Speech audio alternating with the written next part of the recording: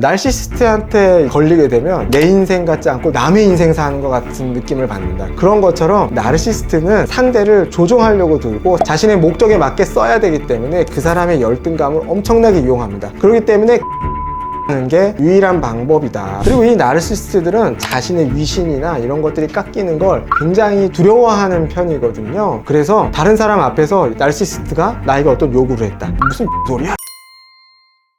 안녕하세요, 쿠크닥스의 조성우입니다. 오늘은 제가 자기성 인격장애, 나르시시스트에 대해서 얘기를 좀 해보고자 합니다.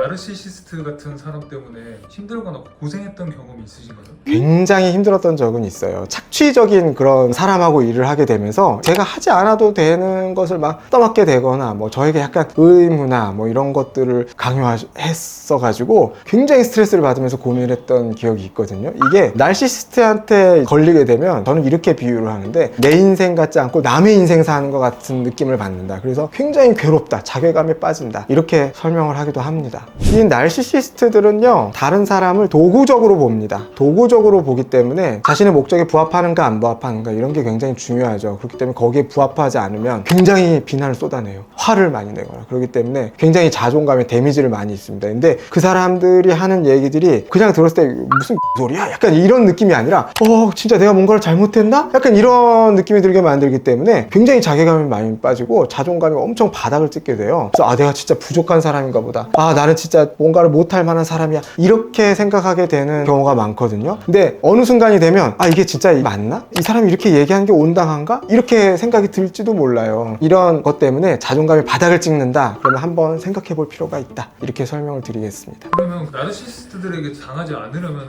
그들이 좀 어떤 사람인지 잘 알아야 저희가 잘 대응할 수 있을 거거든요. 정확히 나르시시스트란 게 뭔가요? 나르시시스트, 정의 내리긴 참 어렵습니다. 자기애성 인격장애 이렇게 되어 있는데 이 자기애라는 거가 없는 사람도 있나 싶습니다. 자기애는 누구나 다 가지고 있습니다. 정도의 차이죠. 정상적인 자기애는 자기에 대한 적당한 자기감입니다. 그래서 나는 이런 것도 잘할 수 있고 이런 것도 잘할 수 있지만 이런 거는 좀 잘 못해, 이런 거는 내가 잘 안 되는 거야, 여기까지가 내 한계야, 이런 자신에 대해서 잘 알고 있고 그런 것들을 남에게 강요하지 않아요. 근데 병적인 나르시시스트들은 다른 사람에게 자신에 대한 숭배 혹은 자신에 대한 찬사, 자신을 떠받들어 주기를 특권, 이런 것들을 바라는 사람들이에요. 즉 자기애가 자기 안에만 머물러 있는 게 아니라 자기 바깥을 나가서 다른 사람에게 그것을 강요한다. 이런 것이 나르시시스트의 특징이고요. 이런 사람들이 갖고 있는 사고의 특징은 흑백 논리예요. 예를 들면 100점을 못 맞으면 실패, 빵점 맞은 거랑 똑같아, 약간 이렇게 생각하는 경향이 있죠. 그래서 다른 사람에게도 그 잣대를 그대로 들이댑니다. 내가 말하는 것 혹은 내가 원하는 것 그대로 했다 그러면 와, 너 진짜 대단해 이러면서 엄청 치켜세우는 것 같지만 사실 그건 자기의 목적에 부합했을 때일 때만 가능한 거죠. 그게 아니라 자기의 어떤 기준을 조금이라도 부합하지 못하면 아주 쓰레기, 인간 말종, 이렇게 격화시킵니다. 그래서 상대의 자존감을 완전 짓밟아 버리죠. 이런 식으로 흑백 논리적 사고를 가지고 자기의 자존감 혹은 자기 애를 위해서 타인을 도구적으로 이용하고 우상화하고 숭배하도록 강요하는 것, 이런 게 바로 나르시시스트라고 할 수 있습니다. 이 사람들은 기본적으로 자기 자신이 굉장히 특별한 사람이라는 생각을 갖고 있어요. 그래서 절대로 보통 사람과 같은 대우를 받아서는 안 된다. 어딜 가도 나는 대우를 받아야 된다, 이렇게 생각하고 있는 겁니다. 저희가 병원에 있을 때 이런 사람들 좀 많이 겪죠. 응급실에 가면 나 누구 병원장 아는데 당장 나와, 너 같은 꼬맹이 의사가 뭘 아냐, 빨리 교수를 데리고 와라. 그렇게 권력층하고 굉장히 아는 사람인 것처럼 이렇게 막 얘기를 하는데 막상 그분한테 가서 물어보잖아요. 실제로는 껍데기 같은 인간관계를 맺는 거예요.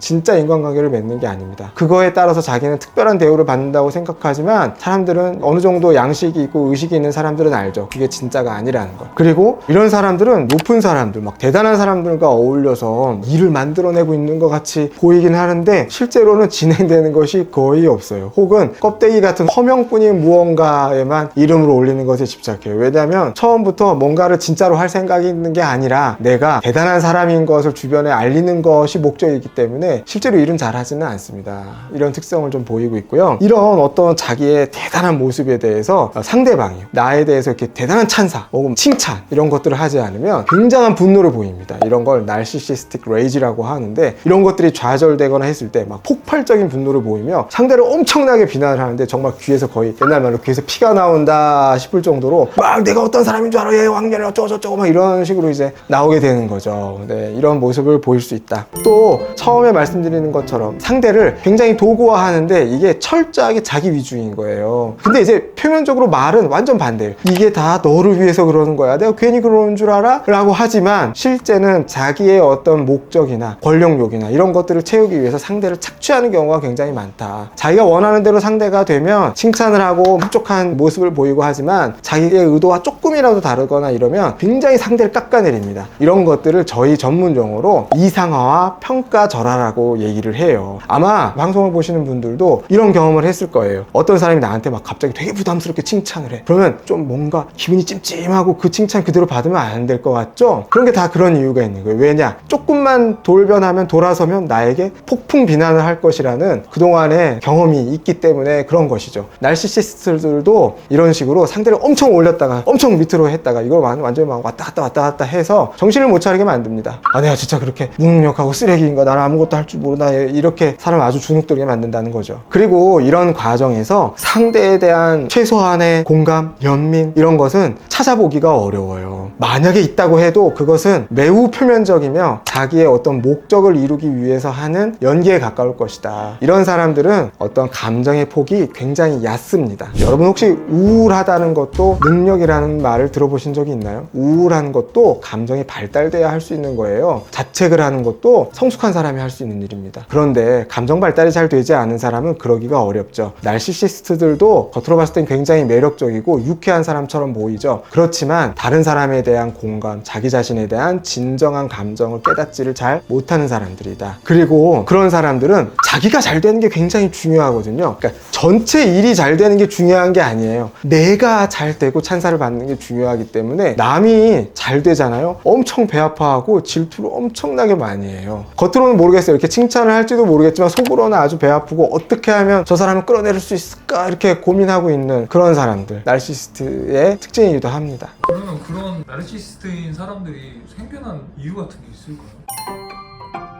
전체 인구의 한 1% 정도로 추정을 하거든요. 날시시스트들을. 예를 들면 쌍둥이 연구 같은 것들 결과를 보면요, 다른 환경에서 자란 쌍둥이여도 비슷하더라, 결국 나중에 시간이 지나서 보니까 비슷하더라, 이런 연구들이 있는 거로 봐서는 가장 중요한 첫 번째 요인은 기질 혹은 타고 태어난 선천적인 요인일 가능성이 큽니다. 근데 유전적으로만 모든 것을 생물학적으로만 설명할 수 있는 것은 아니어서 심리적으로 설명한다면 다음과 같습니다. 첫 번째로는 우리가 어렸을 때는, 깐난 아이일 때는 누구나 과대한 자기상을 갖고 있거든요. 내가 원하는 대로 부모가 다, 내가 배고플 때 부모가 젖을 줘, 내가 졸리울 때 부모가 안아줘, 달래줘, 울 때 달래줘, 예를 들면 이런 식으로, 아, 나는 내가 원하는 것을, 머릿속에 생각하는 것을 우리 부모가 다 이루어주는구나, 이런 식으로 과대한 자기를 갖게 되고, 근데 그게 세상에 나아가면서 유치원을 가고 학교를 가고 이렇게 하면서 점점 적당한 수준의 자존감으로 깎아가게 되는 거예요. 그게 아주 심하게 깎아지는 게 아니라 부모의 도움이나 보호 속에서 적당한 수준인 거죠. 예를 들면 누구누구는 이러이러한 건 장점이 있는데 이러한 건 좀 약점이야. 하지만 전체적으로 놓고 보면 너는 정말 괜찮은 아이야 라는 이런 적당한 자존감을 갖게 돼요. 그런데 성장 과정에서 부모하고의 어떤 문제로 인해서 적당한 자존감을 갖지 못하고 굉장히 과대한 자존감과 아주 쪼그라든 자아, 이 두 가지 모드로밖에 살 수 없는 경우가 생기기도 합니다. 그래서 부모들 중에 아마 그런 경우가 있을 거예요. 예를 들면 꼭 공부를 시키는 부모를 말하는 건 아니지만 100점을 받아야 돼 이렇게 얘기를 해놓고 근데 95점을 받았어요. 95점 못한 건가요? 그게 아니잖아요. 100점이 아니지만 충분히 잘했죠. 하지만 100점이 아니라는 이유로 자녀를 굉장히 깎아내리고 너는 실패자다, 어떻게 목표 100점도 못 맞냐, 1등을 왜 못하냐, 이런 식으로 그 과정이나 적당한 수준의 칭찬이나 격려를 하지 못하고 굉장히 깎아내리는 부모 밑에서 산 사람, 그래서 항상 자기 자신을 타인에게 맞춰야 하는 그런 삶을 살아야 했던 사람, 이런 사람들이 날시시스트 나르시시스트가 될 가능성도 있다. 또 완전 반대로 맨날 우쭈쭈 해주는 부모 밑에 자란 사람도 나르시시스트가 생길 수 있는 가능성이 높다고 그래요. 예를 들면 뭐 이렇게 별로 잘한 일도 아니고 대단한 것도 아닌데 막 우리 철수 너무 잘했다. 근데 이제 문제는 그 잘했다라는 표현이나 감탄이 진정성이 없다는 게 문제예요. 여러분들도 아마 사람을 만나다 보면 진짜로 이 사람이 내가 잘된 걸 좋아해 주는구나 이런 느낌하고 그냥 예의상 혹은 너무 좀 호들갑을 떤다? 빈 껍데기 같다 이런 느낌을 받으실 때가 있을 거예요. 마치 자기 자녀한테도 그런 식의 칭찬을 한다는 거죠. 진짜 칭찬이 아니라 정말 약간 의무적으로 하는 혹은 너무 오버리액션을 해서 하는 그런 칭찬, 원하는 것을 모두 다 들어주는 그런 환경, 이런 것들도 너무 과대해진 자존감을 만드는데 일조를 한다. 이런 것들도 나르시시스트의 어떤 하나의 요인으로 생각하기도 합니다. 근데 이제 한 가지 방식으로만 모든 걸 다 설명할 수는 사실은 없습니다. 기질적이고 유전적인 것도 있고 양육 환경 이런 게 이제 복합적으로 작용해서 사람이 형성된다, 이런 인격이 형성된다, 이렇게 봐야 되겠죠. 그런 나르시시스트들에게 안 당하려면 그들이 어떤 점을 알고 어떤 방법으로 대응하면 좋을까요? 이게 나르시시스트하고 어떻게 하느냐 이런 게 진짜 어려운 일이거든요. 나르시시스트가 병원에 올까요? 나르시시스트 잘 나갈 때는 병원에 안 옵니다. 왜냐면 잘 나가고 있어서 너무 즐겁거든요. 즐거운 사람이 정신과에 올 리가 있나요? 자기 성찰을 할 수 있는 사람은 병이 아니에요. 나르시시스트가 병원에 오는 경우는 굉장히 모든 게 실패하거나 뭔가 잘 안 돼서 좌절감에 많이 빠져 있을 때, 그럴 때 병원을 옵니다. 그마저도 사실은 내가 무언가가 바뀌기 위해서 병원에 온다라는 게 아니라 뭔가 2차적인 도움을 받기 위해서, 제가 직장에서 모욕이랑 치욕을 당했는데 이런 거를 내가 이제 어디다 고소를 하기 위해서, 자기가 당한 조그만 어떤 비난이나 상처도 모든 걸 안갚음을 해줘야 되겠다는 생각 때문에 2차적인 것 때문에 병원에 오는 경우도 있어요. 즉 바꿔서 얘기하면 나르시시스트는 자기 자신에 대해서 알기 어렵고 치료가 잘 안 된다는, 거의 어렵다는 얘기예요. 그렇다면 정신과 의사 입장에서도 그런데 일반인은 어떨까요? 이 사람을 내가 사랑을 주고 애정을 주고 오랫동안 어떻게 헌신을 하면 이 사람이 바뀔 거라고 생각한다? 절대 아닙니다. 그래서 첫 번째 방법은 관계를 끊을 수 있으면 끊어라예요. 끊는 것이 유일한 해법이다, 이렇게 얘기하는 몇 안 되는 질환 중에 하나입니다. 다른 정신과 어떤 질환에 대해서도 이렇게 설명한 질환은 없어요. 다 이해해주고 수용해줘야 되고 이렇게 얘기를 하지, 이 사람이랑 관계를 더 이상 맺지 마세요라고 하는 그런 질환은 없습니다. 나르시시스트가 유일해요, 거의. 근데 관계를 끊는 게 정답이라는 건 사실 이제는 많이 알려져서 누구나 다 알아요. 근데 이제 그런 댓글 보면 이런 말 있어요. 부모라서 어쩔 수가 없어요. 직장 상사라 어쩔 수 없어요. 이런 얘기 굉장히 많이 나오거든요. 맞죠. 부모님, 나는 아직 미성년자 혹은 뭐 나는 아직 사회 나갈 준비는 안 됐는데 그냥 나갈 수가 없으니까 부모 밑에 있어야 되잖아요. 혹은 먹고 살아야죠. 처자식 부양해야 되니까 직장 생활 해야 되잖아요. 그러니까 어쩔 수 없이, 혹은 내 그동안의 커리어가 이렇게 쌓여있는데 이 사람 하나 때문에 내가 버리고 나온다? 이럴 수는 없는 거예요. 그러다 보니까 많은 사람들이 괴로움을 얻는 건데, 두 번째 방법은 이 사람과 무미건조하고 표면적인 관계만을 유지하는 거예요. 예를 들면 이런 거죠. 친구들이 나를 막 자꾸 놀려요. 이렇게 놀리고 저렇게도 놀려요. 그럴 때마다 내가 팔딱팔딱 반응을 보여서 막 화를 내고 막 이러면, 우리가 흔히 하는 말이 뭐예요? 화내지 말라고, 반응하지 말라고, 그런 얘기를 하잖아요. 그런 것처럼 나르시시스트는 상대를 조종하려고 들고 상대를 도구적으로 이용하려고 들고 자신의 목적에 맞게 써야 되기 때문에 그 사람의 열등감을 엄청나게 이용합니다. 그 사람의 마음속에 있는 성공하고 싶은 욕구를 엄청나게 이용합니다. 그렇기 때문에 거기에 말려들지 않는 게 유일한 방법이다 라고 말할 수밖에 없어요. 물론 그 앞에서는 대놓고 저는 괜찮은데요 그렇게 얘기하라는 것은 아니에요. 약간 표면적으로는 네 이렇게 하지만 거기에 어떤 그 말을 정말 진심으로 받아들이고 내가 진짜 무능력자이고 모자라는 사람이라는 느낌까지 받을 필요도 없고, 조금은 건성건성 그냥 표면적으로 그렇게 대하는 게 상대하고 나하고의 거리를 좁히지 않는 유일한 방법인 것 같다. 지금까지 제가 환자분들을 봤을 때 느끼는 거의 유일한 방법인 것 같아요. 자, 그런 이제 나르시시스트들이 계속 공격을 하거나 나를 막 흔들잖아요. 그랬을 때 자기 자신에 대해서 생각을 해봐야 돼요. 내가 계속 나르시시스트들하고 엮인다? 내가 저 나르시시스트랑 뭔가 문제가 있는데 알면서도 빠져나오기 어렵다? 이거는 나한테도 좀 어려움이 있다는 거예요. 문제가 있다라는 거예요. 물론 제가 희생자들이 문제이다 혹은 희생자들이 잘못해서 그렇게 된 것이 것이다 이렇게 얘기하는 것은 아니에요. 하지만 그런 일들이 반복되고 있다면 나의 어떤 요인들이 그 사람들을 불러오고 있는지에 대해서는 조금 생각해 볼 필요가 있다는 겁니다. 보통 희생자와 어떤 착취자와 피착취자 관계가 있다고 하면 그런 사람들은 귀신같이 정말 냄새를 맡습니다. 이 사람 조금 흔들면 뭔가 될 것 같은데, 내가 이렇게 해볼 수 있을 것 같은데 라는 어느 정도의 본능적인 느낌을 갖고 있다고 해요. 예를 들면 모든 것들을 다 괜찮아요 하고 상대에게 모든 것들을 맞추는 태도를 보인다거나, 자기 주장을 제대로 하지 않는다거나, 반발하거나 이런 것들이 없다거나, 예를 들면 이런 부분들이요. 그래서 내 마음이 그 사람들에게 이용당하기 쉬운 상태인 거 아닌지, 내 자존감이 너무 바닥에 있어서 많이 떨어져 있어서 상대가 나를 이용하도록 두고 있는 건 아닌지, 이런 것들을 좀 점검해 볼 필요가 있다, 이런 거죠. 그러니까 자기가 힘든 거는 주변 사람들하고 공유하는 거 필요해요. 특히나 나의 가까운 사람들하고 공유를 하는 건 좀 필요하다. 나르시스트가 했던 말에는 교묘하게 사실과 의견이 섞여 들어가 있어요. 그래서 그게 진짜처럼 믿게 만드는 재주가 좀 있습니다. 그런데 이제 내 주변에서 나를 잘 알고 있는 사람들은 당연히 내가 그런 사람이 아니라는 걸 잘 알고 있겠죠. 혹은 이제 위로를 많이 해주겠죠. 그런 이제 주변 사람들하고 얘기를 하다 보면 내가 불필요하게 나 자신을 깎아내리고 있는 거 아닌가, 이런 것들에 대해서 좀 검증을 할 수가 있게 돼요. 그 사람들의 말에 모든 걸 진짜 맹신하거나 믿지 말고, 진짜 그 말이 맞나? 내가 아닌 다른 사람이 했어도 정말 이렇게 성공을 하거나 그 사람 말한 대로 다 됐을까? 직장 동료랑 얘기해보면 금방 알 수 있을 거예요, 아마. 혹은 그 사람에 대한 평판을 수집을 하다 보면,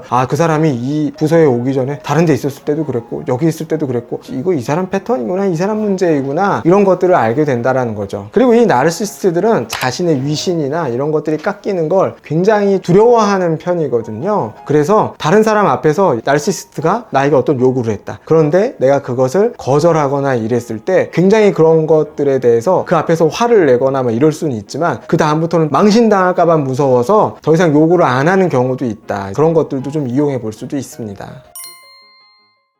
오늘은 나르시시스트, 자기애성 인격장애에 대해서 알아봤는데요. 아마도 이 영상을 보시는 분들은 그런 나르시시스트의 희생자이거나 혹은 그런 사람을 가족이나 친구로 두고 있는 분이 아닐까, 이렇게 생각을 합니다. 그런데 정말 제가 드리고 싶은 말씀은, 그 사람들이 하는 비난이 나의 부족함이 진짜 아니라는 거, 너무 자책과 우울에 빠져 있지 않으셨으면 좋겠다라는 것이고요. 그러면서 그 사람에게 계속적으로 헌신하거나 모든 것을 원하는 대로 해주면서 내가 사랑을 주면 이 사람이 바뀌겠지, 언젠가는 진정한 내 마음을 알아주거나 공감해주겠지 라고 생각하면 정말 단물까지, 골수까지 쪽쪽 빨리고 아주 피폐해질 수가 있다. 그렇기 때문에 절대 그렇게 생각하지 마시고 적당한 거리를 두시는 것을 하셔야 됩니다. 이건 그 사람이 때가 되면 알아서 놓아준다, 절대 그렇지 않습니다. 그렇기 때문에 그 고리를 끊고 나오는 건 전적으로 자신이 해야 되는 일이거든요. 그래서 영상을 보시고 꼭 기운을 내서 도움을 받아서 헤쳐나오게 되시길 바랍니다. 이번 영상이 도움이 되셨다면 구독과 좋아요 부탁드립니다. 또 주변에 이런 어려움을 겪고 계신 분이 있다면 꼭 이 영상을 공유해 주시길 바랍니다. 다음에 더 좋은 영상으로 찾아오도록 하겠습니다. 감사합니다. 안녕.